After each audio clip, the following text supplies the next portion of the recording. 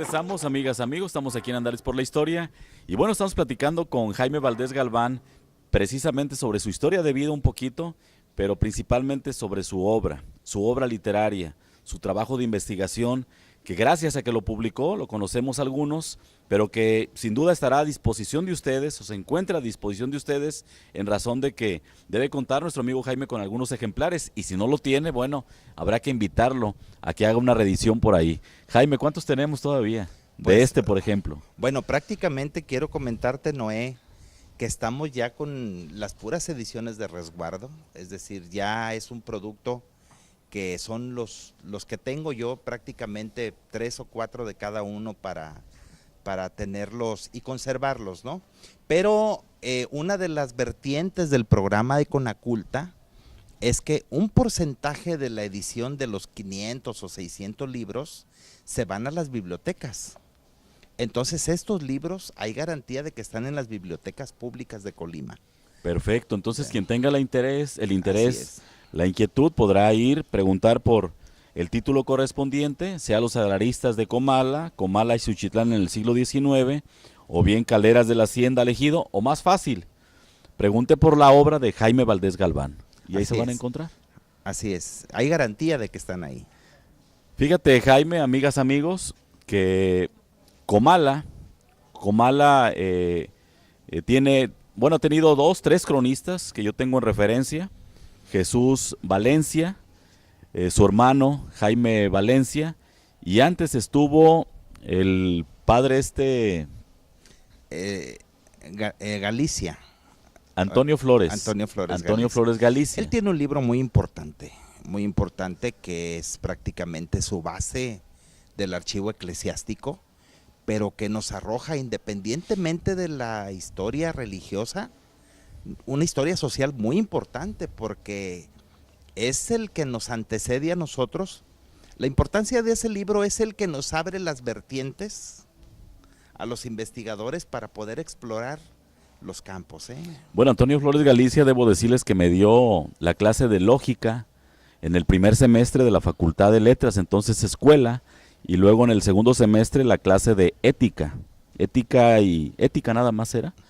Y bueno, era una materia muy atractiva, muy, muy precisa, muy profunda, muy científica, porque el maestro, no obstante que es sacerdote, y digo no obstante sin ser peyorativo, su formación es teólogo, maneja muy bien la materia, las materias estas, que son pues sabemos del todo humanistas, pero las maneja con una condición científica prácticamente. Entonces lo que nos refiere, yo no conozco ese libro, sin duda que debe resultar muy atractivo. Sí, es un esbozo histórico socioreligioso, que obviamente también es una edición que yo la rescaté prácticamente de un librero en donde estaba deshojándose, y de hecho la obra está deshojándose. Deberá de haber algunos libros del padre Flores Galicia en mejores condiciones, pero lo interesante de esto es que nos habla de la población, nos habla de los nombres de las personas, porque se llamaban los indígenas, adquirían nombres para los apellidos, nombres de personas, nos refiere los pobladores que había en el siglo XVIII, XVI.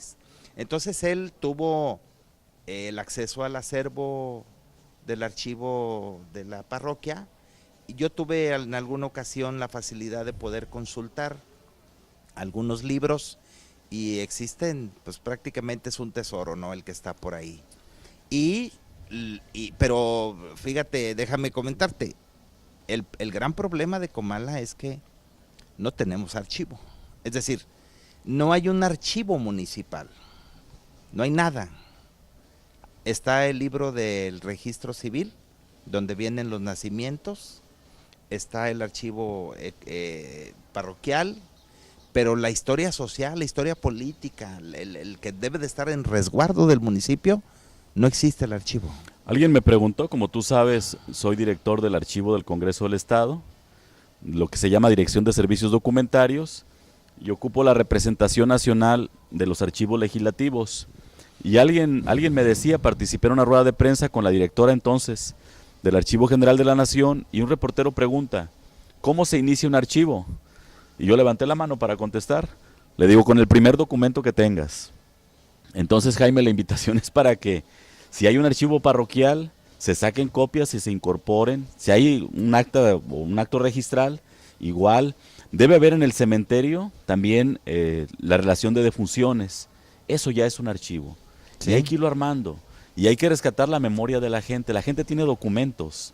Habrá la autoridad municipal en su momento, sin duda que habrá de hacer la convocatoria, pedírselos para ir haciendo ese archivo. Porque ¿qué es un archivo? Es la memoria, es el recuerdo de nuestros viejos, es el testimonio de los que ya no están. Y es la forma de decirles a los que están presentes y a los que vienen qué hubo antes. De otra manera, pues se nos va en el olvido, Jaime. Así es. Por eso Sí, yo aplaudo creo que esto. sí, debe de ser un esfuerzo conjunto, pero sobre todo de voluntad, ¿no? Así Creo es. que quien tiene a su cargo el manejo de los recursos, la responsabilidad pública, nos podemos sumar los investigadores o quienes tienen esa pasión por la historia. Este libro, el libro que refiere Comala y Suchitlán en el siglo XIX, es prácticamente el estudio de una década que va de 1830 a 1840, pero es una década interesante. Algo que yo aprendí en la maestría fue un consejo que nos dio el maestro Fernando Rivas Mira. Decía, podemos investigar todo y podemos pasarnos toda la vida investigando. El problema es de dónde a dónde Cortar. ¿Sí? Entonces dice, si ustedes tienen intención de abordar un tema, no se pierdan. Recojan su parcelita, la que quieren estudiar, no van a sufrir, pero de todos modos el producto que ustedes elaboren va a tener un referente histórico. Y si tú te fijas, bueno, los libros refieren épocas solamente, mis trabajos así son. Sí. Mis trabajos tienen una época bien delimitada, bien definida, precisamente tratando de encontrar una delimitación histórica al trabajo para no perderse uno, ¿no? Y este libro fue producto de la revisión al Archivo General del Estado. Es un libro que se realizó en coautoría con David Rodríguez Brizuela. Bueno, este es el de Caleras, de la Hacienda Ejido. Este es en coautoría con David Rodríguez y precisamente tiene una carga importante documental, pero también de historia oral. Tuve la oportunidad de entrevistar a don Enrique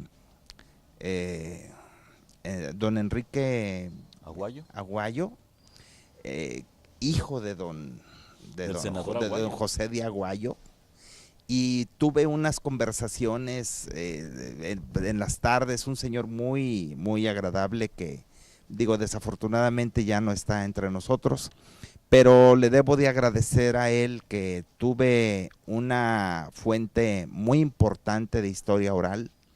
Él prácticamente, el capítulo referente a la historia de su familia, él la fue construyendo. Hay algunas fotografías muy importantes, políticas, digo, de hecho, el general Calles posando en la playa de Armería, Calles, Lázaro Cárdenas. Coyotlán, Lázaro Cárdenas, y luego, pues era la época del Maximato. Pascual Ortiz Rubio. Sí, y fue cuando él era senador precisamente, y era un hombre que recibía políticos en su casa de Coyotlán, una casa que posteriormente, tengo entendido, con un ciclón se vino abajo, o una tormenta, alguna cuestión bueno, de ese tipo. De esto te lo comento. Precisamente cuando viene Calles con Pascual Ortiz Rubio, ellos vienen, estamos hablando de entre febrero y marzo de 1932, y sucede que el 22 de junio de ese año se da esos grandes 3 terremotos durante ese mes, y el 22 de junio es el terremoto capital que genera el gran maremoto, así lo conocemos acá nosotros, que es el tsunami de Cuyutlán. Sí. Que no solamente arrasó Cuyutlán, lo que había construido, sino que toda la zona, hasta lo que son las bahías de Manzanillo, impactó fuertemente.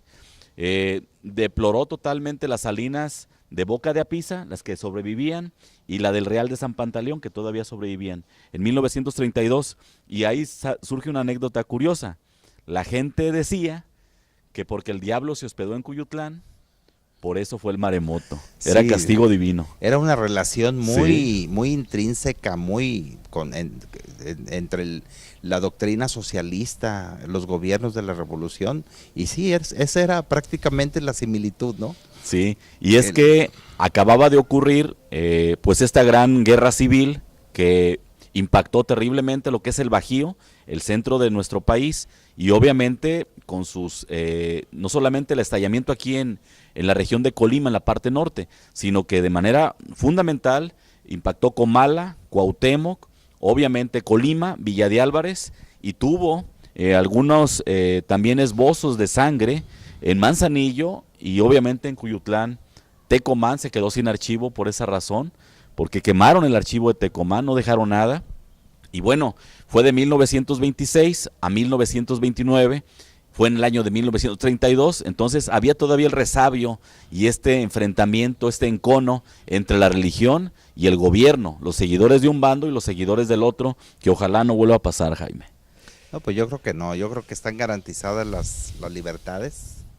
Digo, y ahora, bueno, estamos viviendo otra época, una época social y política muy importante. Creo que la alternancia ha posibilitado muchas condiciones para que ahora haya una mayor libertad de expresión, haya una mayor condición social y política y podamos vivir en otras circunstancias. Jaime, pues no me queda más que agradecer tu anfitrionía en este tu pueblo adoptivo, en Muchas esta gracias. cabecera municipal hermosa, en este lugar de privilegio, porque Comala tiene todo. Comala tiene gastronomía, Comala tiene tradiciones, Comala tiene historia, Comala tiene gente buena. Sí, esa es una garantía, por eso quien viene a Comala se va a encontrar una hospitalidad, creo yo, y una atención de la gente muy importante, como los pueblos. Así somos en Comala. Y bueno, pues te agradezco mucho, Jaime. Al contrario, muchas gracias a ustedes. A ustedes, amigas, amigos, como siempre, el favor de su atención, invitándolos para que en este espacio juntos sigamos andando.